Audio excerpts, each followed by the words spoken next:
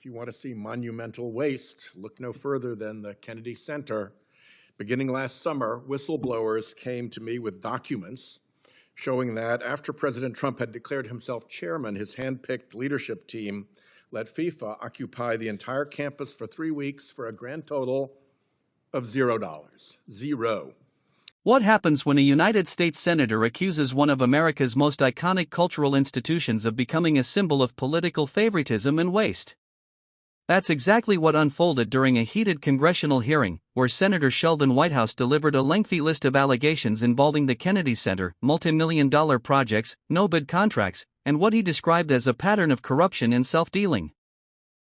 The accusations were sweeping, the language was sharp, and the political implications could be significant if any of these claims are substantiated. That gift cost the center over $5 million in lost revenue, but it let the president hang a made-up FIFA Peace Prize around his neck. Invoices and receipts also showed a pattern of unprecedented spending on staff meals, jobs going to Trump World family and friends with no qualifications, and long-term stays at the ritzy Watergate Hotel for their new hires. So as ranking member of the Environment Public Works Committee and ex officio member of the center's board, I launched an investigation into the management of the Kennedy Center's finances. Since last November, more whistleblowers have come forward with documents that demonstrate even more corruption and self-dealing, from multiple no-bid contracts going to preferred contractors, to rushed jobs that need to be redone, to management telling staff to do whatever it takes and not to worry about the repercussions because we'll deal with the lawsuits later. And to what end? All this waste occurred in the service of gratifying the president's monumental ego. That meant delivering for him 2 dates, December 5th, when he'd take to the stage to accept his phony baloney Peace Prize, and December 7th, when he'd take the stage again as the self-appointed host of the Kennedy Center Honors. The columns rusting through fresh paint, the reflecting pool that may now have to be rebuilt, Trump's name appearing on the building less than 12 hours after an illegal board vote. None of this is an accident. Everything was rushed to make sure the monuments looked the way the president wanted.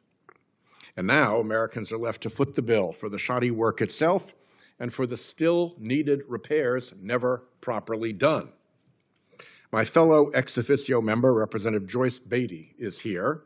She filed the lawsuit that forced President Trump's name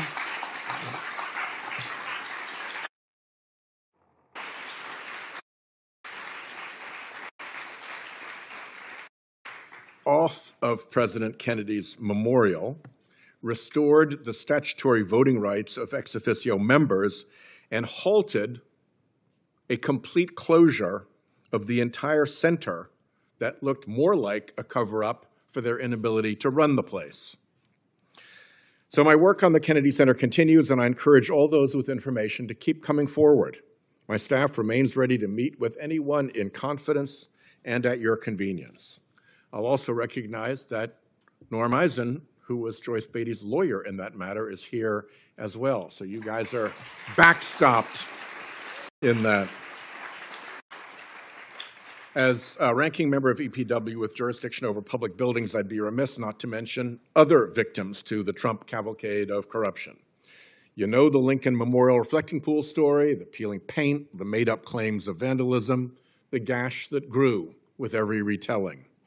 What you may not know, that $1.8 million contract ballooned to a $14 million no-bid giveaway to Trump's preferred contractors, including a Palm Beach neighbor who has twice pled guilty to federal bribery and campaign finance violations.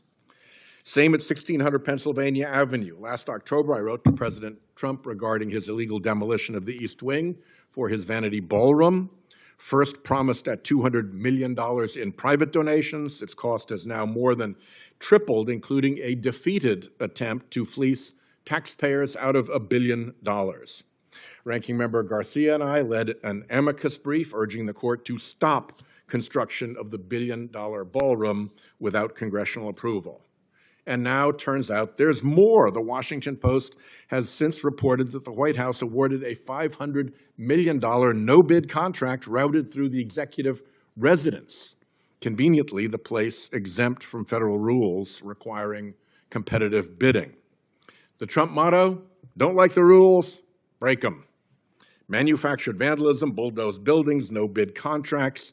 None of this is happening in isolation, and none of it's really about paint and plaster. It's a story of cronyism, corruption, and contempt for anyone who engages in oversight. It's the deliberate hollowing out of American institutions that are supposed to outlast any one man until there's nothing left of them but the name on the door. Or, if you don't like that name, just a tarp to cover it up. Thank you very much. Don't forget to like, comment, and hit the subscribers button for more political and controversial showdowns.